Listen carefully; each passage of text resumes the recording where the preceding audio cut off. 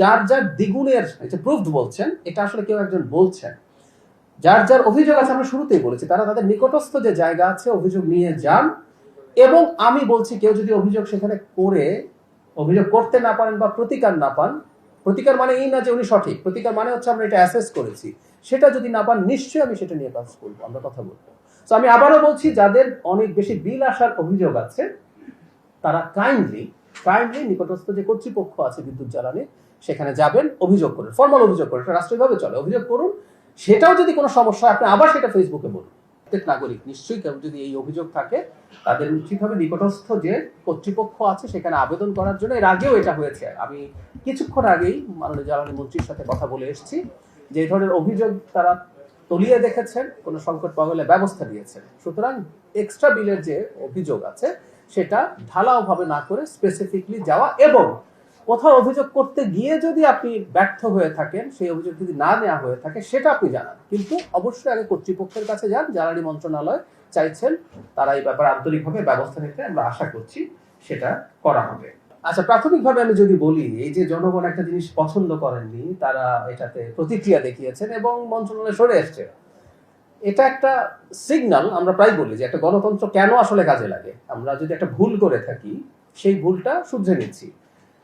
এমনি যদি এটা আবার বলি, আমি আপনাদের কাছে এটার বিবেচনার ভার ছেড়ে দিলাম, মানে যেটা ভিত্তি নেই এমন অভিযোগও তো হয়।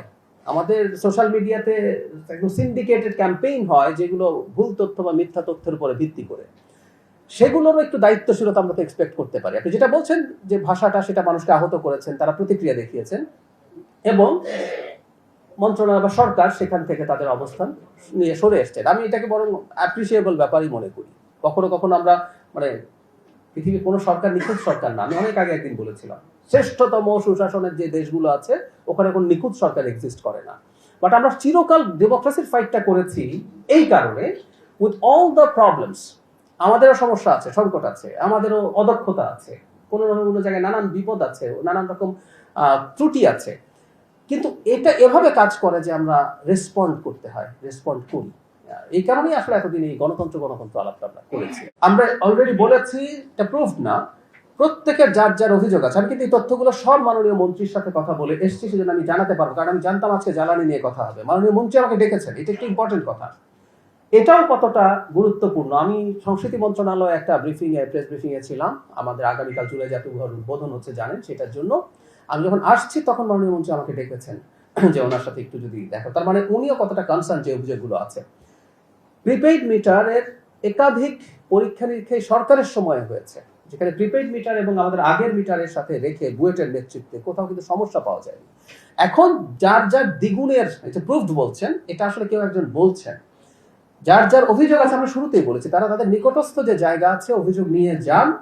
এবং আমি বলছি কেউ যদি অভিযোগ সেখানে করে অভিযোগ করতে না পারেন বা প্রতিকার না পান, প্রতিকার মানে এই না যে উনি সঠিক, প্রতিকার মানে হচ্ছে আমরা এটা অ্যাসেস করেছি, সেটা যদি না পান নিশ্চয়ই আমি সেটা নিয়ে কাজ করবো, আমরা কথা বলবো। তো আমি আবারও বলছি, যাদের অনেক বেশি বিল আসার অভিযোগ আছে তারা কাইন্ডলি নিকটস্থ যে কর্তৃপক্ষ আছে বিদ্যুৎ জ্বালানি সেখানে যাবেন, অভিযোগ করুন, ফর্মাল অভিযোগ করুন, এটা রাষ্ট্রীয়ভাবে চলে, অভিযোগ করুন। সেটাও যদি কোনো সমস্যা হয় আপনি আবার সেটা ফেসবুকে বলুন যে আমি গিয়েছিলাম, গিয়ে আমার এটা হয় নাই, আমরা নিশ্চয়ই এই ব্যাপারগুলো করবো। আমি আবারও বলছি যে মাননীয় মন্ত্রী ডেকেছেন কারণ এই সোশ্যাল মিডিয়াতে কি হচ্ছে তিনি নিজে কনসার্ন আছেন, একটা সরকার সবকিছুর দিকেই মনোযোগ দেওয়া